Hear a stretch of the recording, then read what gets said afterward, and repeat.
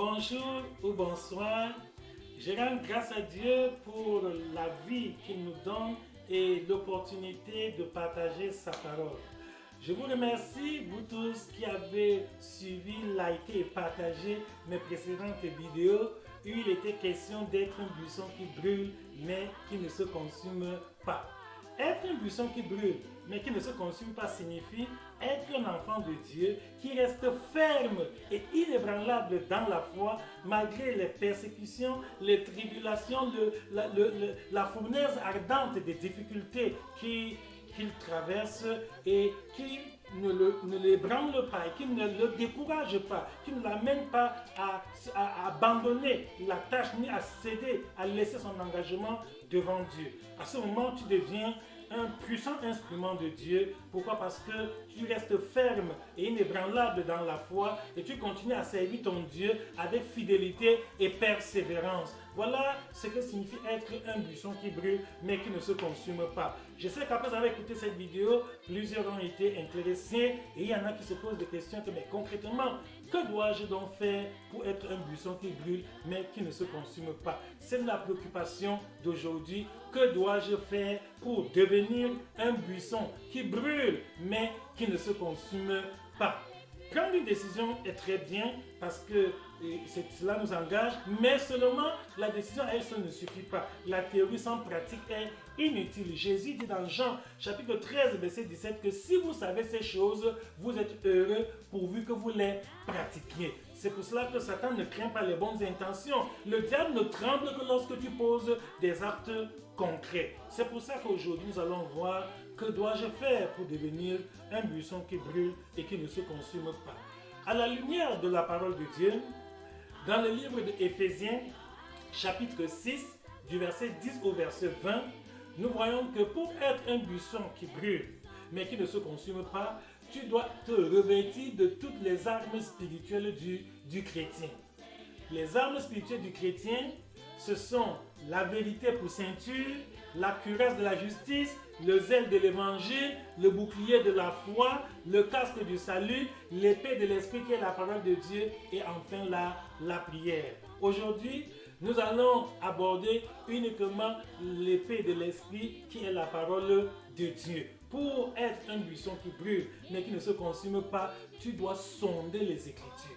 Ah oui, sonder les Écritures ne signifie pas prendre la Bible et faire une lecture journalistique, une lecture cursive, une lecture très en diagonale. Non, comme beaucoup d'entre nous le font aujourd'hui, juste pour remplir la formalité, pour se calmer la conscience, pour qu'on ne dise pas qu'ils n'ont pas lu la Bible. Non, sonder les Écritures veut dire prendre du temps pour lire, méditer, réfléchir profondément sur la parole de Dieu, pour mieux comprendre, saisir la substance du message divin et appliquer cette parole à ta propre vie et dans les situations que tu auras à traverser dans ce monde. Voilà ce que veut dire sonder les Écritures, c'est-à-dire aller en profondeur, ne pas être superficiel, ne pas s'arrêter juste aux apparences.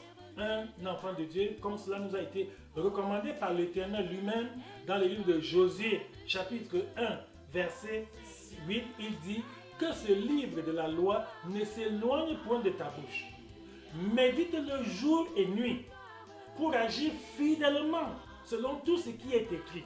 Car c'est alors que tu auras du succès dans tes entreprises, c'est alors que tu réussiras.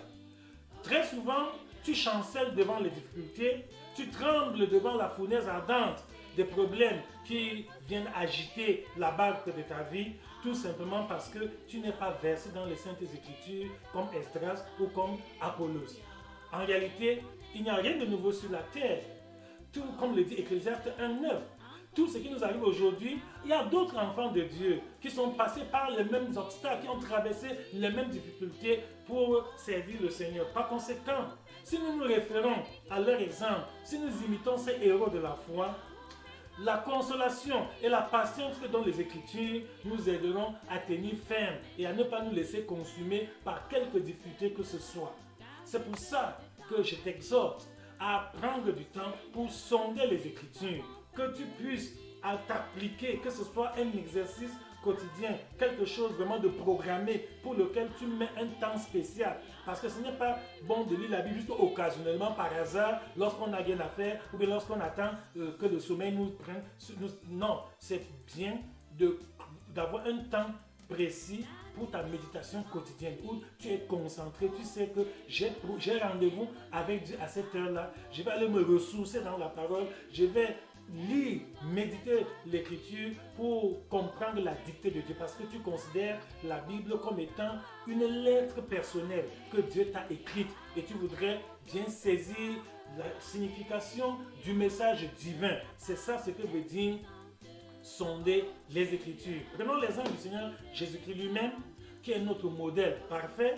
Lorsqu'il a été tenté par le diable au désert, nous voyons qu'à 3 reprises, Jésus a répliqué par « Il est écrit ». Parce qu'il a su que c'est l'arme implacable, l'arme insurmontable que l'ennemi ne peut pas. C'est « Il est écrit ». Lorsque la parole de Dieu est opposée à l'ennemi, automatiquement, ta victoire est garantie. Donc, imitons Jésus qui lui-même a surmonté l'ennemi par « Il est écrit » malgré les 3 tentations qu'il a subies. De même, nous prenons l'exemple des gens de Bérée. Lorsque Paul est venu leur annoncer la bonne nouvelle, la Bible dit dans Actes des Apôtres, chapitre 17, verset 11, qu'il examinait chaque jour les Écritures pour voir si ce que Paul leur disait était exact. Contrairement à beaucoup d'entre nous aujourd'hui qui avalent sans discernement tout ce qu'ils écoutent comme message, comme prédication, comme prophétie aujourd'hui un peu partout et finalement cela les entraîne vers des perpétuels égarements. Donc, pour que nous ne soyons plus des enfants flottants et emportés à tout vent de doctrine, nous devons méditer la parole de Dieu, nous devons sonder les Écritures. À ce moment, tu vas agir par conviction et non plus par imitation servile. Et quelle que soit la fournaise ardente que tu traverses, tu auras la ferme assurance, la ferme conviction que le même Dieu qui a préservé Shadrach, Meshach et Abednego dans la fournaise ardente, il ne change pas, il est fidèle à ses promesses, il te soutiendra aussi si tu te comportes selon sa parole, car il veille sur cette parole pour l'exécuter. Voici donc le moment favorable pour chacun d'entre nous de prendre à cœur, de sonder les Écritures, que même si tu as écouté un message, que tu puisses avoir une intimité personnelle avec Dieu dans sa parole. Ne prends pas tout pour argent comptant, non. Quand tu écoutes un message, prends du temps pour toi-même aller encore dans les Écritures pour voir si c'est exact ce qu'on t'a enseigné et ainsi, le Seigneur va te visiter et il va par le Saint-Esprit, Dieu va te donner la révélation profonde de sa volonté. Voilà si nous voulons être des buissons qui brûlent, mais qui ne se consument pas. Il faut que la parole de Dieu devienne une lampe à tes pieds. C'est dans Psaume 119, verset 105, où le roi David dit « Ta parole est une lampe à mes pieds et une lumière sur mon sentier. » Dans ce monde de ténèbres, où la confusion est totale, où jour après jour, les vagues de hérésie, de fausses doctrines, des doctrines de consolation, des doctrines de tolérance ont envahi le monde. Si tu ne prends pas cette parole comme la lampe qui va te guider, tu vas t'égarer dans les ténèbres des fausses doctrines et des faux enseignements. Voilà, mon frère et ma soeur, le conseil que nous avons voulu partager avec toi aujourd'hui, que pour devenir un buisson qui brûle mais qui ne se consume pas, la première chose à faire, c'est de sonder les Écritures, méditer la parole, être versé dans les Saintes Écritures, connaître la volonté de Dieu et la mettre en pratique. Nous verrons les autres aspects prochainement. Que Dieu te bénisse. Et le vœu de mon cœur et ma prière à Dieu est que, à travers cet exercice, que tu sois ferme et inébranlable dans la foi jusqu'au jour où le Seigneur viendra nous enlever.